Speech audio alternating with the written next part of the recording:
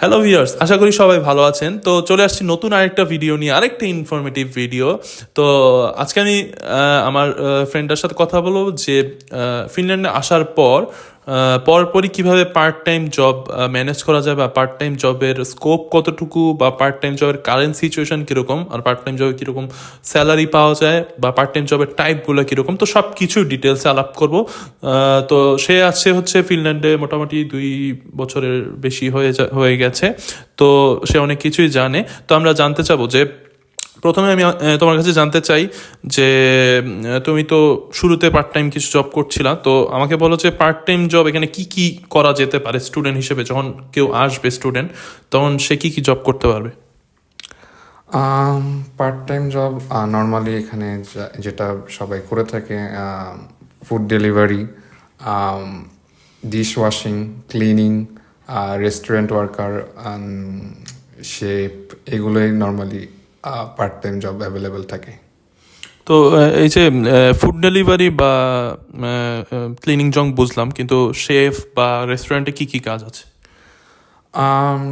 রেস্টুরেন্টে ওয়ার্কার হিসেবে normally for example McDonald's বা বার্গার কিংয়ে আপনারা বার্গার মানে জয়েন করলে বার্গার বানাতে হবে। তো বার্গার এবং হচ্ছে ক্লিনিংও করা লাগে, এবং কাউন্টারে হচ্ছে ক্যাশিয়ার হিসেবে কাজ করা লাগে। তো নর্মালি এগুলো কাজ করা লাগে যদি ম্যাকডোনাল্ডস বা বার্গার কিংয়ে জয়েন করেন। তাহলে এগুলা মানে ধরেন যে কোনো পার্ট টাইম জবের ক্ষেত্রে কি মানে প্রিভিয়াস কোনো এক্সপিরিয়েন্স লাগে, যে এই এক্সপিরিয়েন্সটার জন্য জব তাড়াতাড়ি পাওয়া যায় বা ইজিলি করা যাবে?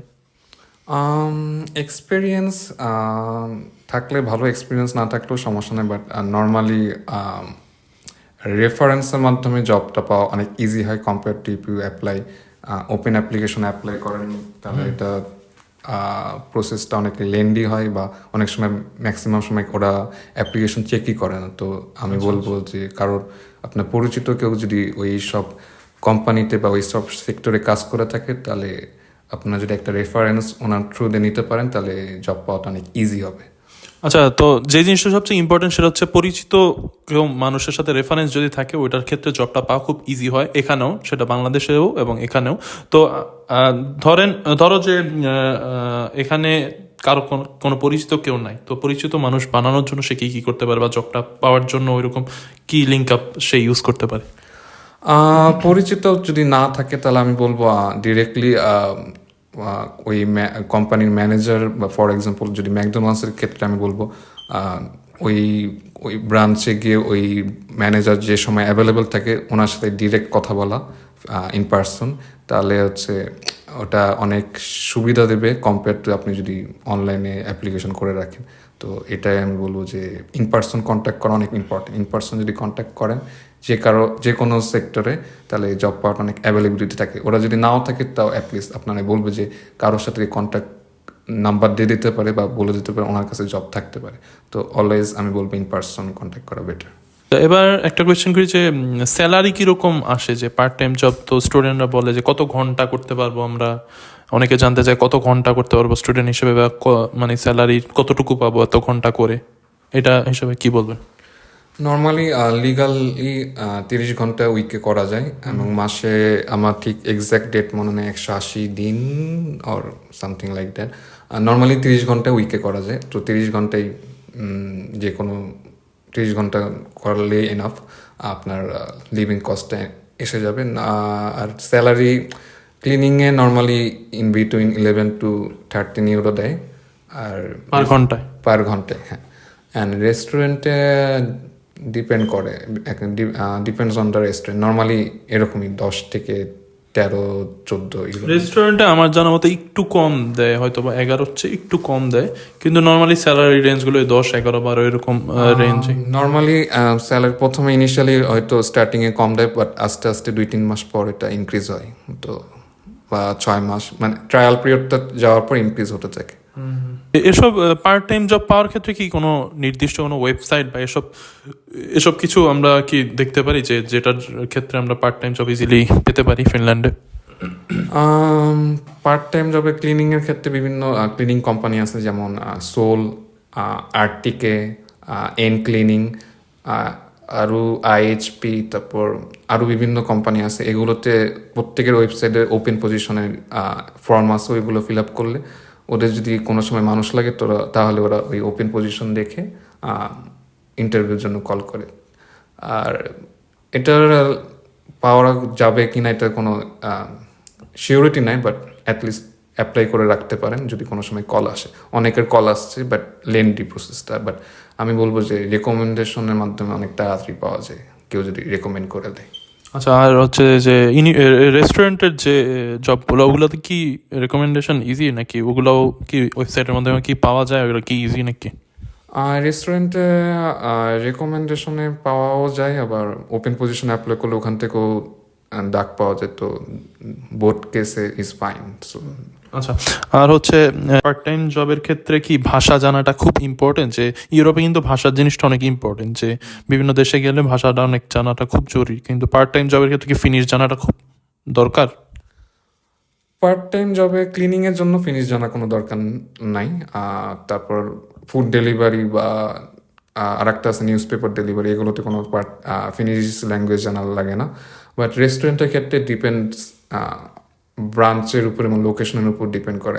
হেলসিঙ্কিতে হয়তো ইংলিশ প্রেফার করে বেশি, বাট এখানে আমি যেহেতু তাম্পেরে থাকি, এখানে ফিনিশটা কাউন্টারে যদি ফিনিশ পারে এমন একজন মানুষ থাকে তাহলে বেটার হয়। তো depends on the location and area and branch. আচ্ছা, তো এটা হচ্ছে আরেকটা কথা। এখন আরেকটা কোয়েশ্চেন হচ্ছে যে কয়েকদিন আগে থেকে রিসেন্টলি আমরা শুনে আসছি যে ফিনল্যান্ডের জবের অবস্থা খুব বাজে হচ্ছে ধীরে ধীরে, যে জবের সিচুয়েশন অনেক বাজে, পার্ট টাইম জবও পাচ্ছে না, অনেকে আসছে হতাশায় পড়ে যাচ্ছে যে 5-6 মাস ধরে কোনো জব পাচ্ছে না।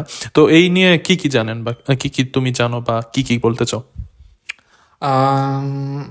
আমি যখন আসছি, আমি 2022 সালে আসছি, তখন আমি প্রায় 1.5 মাসের মধ্যে আমি পার্ট টাইম জবটা ম্যানেজ করতে পারি। তখন আমি বলবো ওখানে ওই সময় যারা আসছিল মোটামুটি সবাই পার্ট টাইম জব ম্যানেজ করতে পারছে। তো ওই 2022-23 সাল তো আমি বলবো ভালো ছিল। এই ইয়ারটা মানে 23-এর যারা আগস্টের ব্যাচ আসছে, সেই সময় থেকে একটু সিচুয়েশনটা খারাপ হয়েছে, কারণ এই সময় অনেক বেশি স্টুডেন্ট আসছে কিন্তু জব কম, মানুষ কম দরকার। কারণ আগে যারা কাজ করতো ওরাই এখনো স্টিল করতেছে, তো ওদের নতুন কোনো মানুষ লাগছে না। নর্মালি সামারে দেখা যায় যে মানুষের দরকার হয়, কিন্তু হ্যাঁ, এখন টু বি অনেস্ট এখন একটু সিচুয়েশন খারাপ, পার্ট টাইম জবের অবস্থা একটু খারাপ আছে, বাট হোপফুলি ফিউচারে ভালো হবে। নর্মালি সামারে অনেক অ্যাভেলেবল জব থাকে। তো এই জিনিসটা খুব ইম্পর্টেন্ট ভিউয়ার্স, যে যারাই আসতে চাচ্ছেন ফিনল্যান্ডে, এটা জানতে হতে পারে যে এখন কিন্তু ফিনল্যান্ডে অনেক অ্যাপ্লিকেশন পড়ছে। যেমন আমি দেখছি টপ 3 যেতগুলো অ্যাপ্লিকেশন পড়ছে, ও তার মধ্যে বাংলাদেশ কান্ট্রিটা কিন্তু সেকেন্ডে আছে মেবি, যে বাংলাদেশ থেকে অ্যাপ্লিকেশন অনেক আসছে এবং মানুষ আসছেও বাংলাদেশ থেকে। তো এই ক্ষেত্রে যে জব ম্যানেজ করাটা একটু টাফ হয়ে যাবে, এই জন্য সবসময় মনে রাখবেন যে 1 বছর বা 8-10 মাসের পেমেন্ট যেগুলো আপনার খরচ যেগুলো হবে, ওই কস্টগুলো যাতে লিভিং এক্সপেন্সগুলো নিয়ে আসা ভালো। কারণ এর জন্য অনেক মানুষকে হেলসিঙ্কি এয়ারপোর্ট থেকে ডিপোর্ট করা হচ্ছে, যে এনাফ ফান্ড নাই বা এনাফ লিভিং এক্সপেন্সগুলো তারা ম্যানেজ করতে পারছে না। এক টাইপের জব একটু আগে তুমি বললা যে পোস্তি বা যে যে নিউজ পেপার ডেলিভারি করে, এই জবগুলা কি সম্পর্কে কি জানো? এই জবগুলো নর্মালি মানুষ আমরা জানি হচ্ছে ফুড ডেলিভারি বা ক্লিনিং বা রেস্টুরেন্টের জব, তো এই জবটা একটু অন্যরকম, এটার সম্পর্কে কি কি জানো ডিটেলস? পার্সোনালি আমি এই জব করিনি, বাট আমার ফ্রেন্ডের করতে দেখছি। আমার রুমমেট অ্যাকচুয়ালি পোস্টিতে কাজ করতো। তো আমি দেখলাম নর্মালি পোস্টি হচ্ছে রাতে হচ্ছে নিউজ পেপার, পোস্টি হচ্ছে এখানকার একটা সরকারি কোম্পানি যেখানে ডেলিভারি করে, নিউজ পেপার ডেলিভারি বা বিভিন্ন পার্সেল ডেলিভারি করে। তো নর্মালি হচ্ছে যারা স্টুডেন্ট, নর্মালি ওরা রাতের দিকে শিফটগুলো থাকে। এই সময় হচ্ছে 12টা থেকে ভোর 6টা বা 7টা পর্যন্ত। এর মাঝখানে বিভিন্ন এরিয়া ফিক্স করে দেয়, ওই এরিয়াতে গাড়ি বা সাইকেলের মাধ্যমে আপনার নিউজ পেপারগুলো পোস্টে ডেলিভারি করা লাগে, মানে বাসায় লেটার বক্সে ডেলিভারি করে। তো এটাই হলো পোস্টি বা news paper delivery. Normally driving licence থাকলে পাওয়াটা একটু ইজি হয়, কারণ শীতে সাইকেল চালানো অনেক কঠিন। আর এটাও এখন একটু টাফ হয়েছে, কারণ প্রচুর মানুষ আসছেন, সবাই অ্যাপ্লিকেশন করতেছে। তো আমি অলওয়েজ সাজেস্ট করবো ড্রাইভিং লাইসেন্স থাকলে সব এই টাইপের জবগুলো পাওয়া, নিউজ পেপার বা ফুড ডেলিভারি জবগুলো পাওয়া অনেকটা ইজি হয়। তো আমি অলওয়েজ সাজেস্ট করবো যে বাংলাদেশ থেকে আসার আগে ড্রাইভিং লাইসেন্সটা বানায় আনো। পার্ট টাইম জবে যখন অ্যাপ্লাই করব রেস্টুরেন্টে বা বিভিন্ন ক্লিনিংয়ে, ওখানে কি কি সিভিতে বা অন্যান্য কি কি অ্যাট্রিবিউট থাকলে মানে জব পাওয়াটা ইজি হবে? আপনার যদি কোনো রেস্টুরেন্টে কাজ করে থাকেন তো আপনার ওয়ার্ক এক্সপিরিয়েন্সে রেস্টুরেন্টে কোনো এক্সপিরিয়েন্স দিতে পারেন যদি বাংলাদেশে থাকে, বা আমি সাজেস্ট করবো যদি পিৎজা বা কোনো বার্গার কোম্পানি রেস্টুরেন্টে যদি আপনারা একটা কোর্স করে আসতে পারেন তাহলে এগুলো অনেকটা ইজি হবে জব পাওয়ার ক্ষেত্রে। আমি অ্যাটলিস্ট এক্সপিরিয়েন্সটা দিতে পারবেন। আর এছাড়াও বিভিন্ন এখানে কোম্পানি আছে যারা হচ্ছে থার্ড পার্টি কোম্পানি হিসেবে কাজ করে, মানে অন্য কোম্পানিকে লোক দেয়।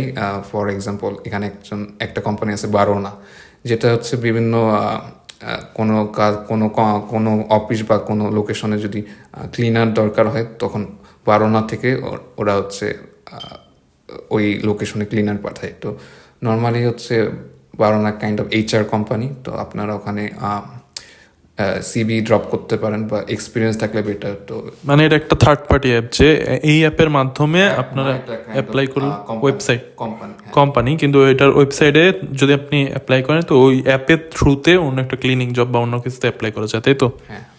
আচ্ছা, আর কোনো এরকম কোনো ওয়েবসাইট আছে বারোনা বা এই রিলেটেড? বারোনা ছাড়া একটা আছে ইজি, যেটা অনেক পপুলার ফিনল্যান্ডে। এখানে আপনারা যদি ওপেন অ্যাপ্লিকেশন করেন এবং আপনার যদি এক্সপিরিয়েন্স আগে অনেক ইজি পাওয়া যেত ইজিতে, এখন মনে হয় একটু মানে এক্সপিরিয়েন্স ওরা প্রেফার করতেছে। এক্সপিরিয়েন্স থাকলে ওরা হচ্ছে কোনো লোকেশনে আপনার যদি দরকার হয় লোক, ওরা আপনারে হায়ার করে আপনারে পাঠিয়ে দেবে। তো পার আওয়ার এরকমই 11 to 12 ইউরো স্যালারি দেয়। তো হ্যাঁ, আমি বলবো সবগুলোতে ট্রাই করতেন, বারোনা ইজি। আর হচ্ছে কিছু যদি রেস্টুরেন্টে কাজ জন্য তৈরি থাকেন তাহলে আমি বলবো কিছু এক্সপিরিয়েন্স, যেমন বার্গার বা পিৎজার বানানোর কিছু এক্সপিরিয়েন্স বা সার্টিফিকেট নিয়ে আসতে পারেন, সেটা অনেক। তো আমি এই থার্ড পার্টি ওয়েবসাইট বা যে ওয়েবসাইট রিলেটেড ওগুলো সব কিছু আমি নিচে লিখে দিব ডিসক্রিপশন বক্সে, তো ওগুলো দেখে নেবেন। তো ভিউয়ার্স, এই ছিল আজকের discussion. So normally part time job নিয়েই অনেকে অনেক কোয়েশ্চেন করে থাকে, তো এইগুলো জানানোর জন্য আজকের ভিডিওটা করা। তো আশা করি অনেক কিছুই জেনেছেন এই ভিডিওটা থেকে। তো ভিডিওটা যদি ভালো লাগে তো অবশ্যই লাইক দিবেন, আমার সাথে থাকবেন। তো ভবিষ্যতে নতুন কোনো ভিডিও নিয়ে আবার আসবো। ভালো থাকবেন।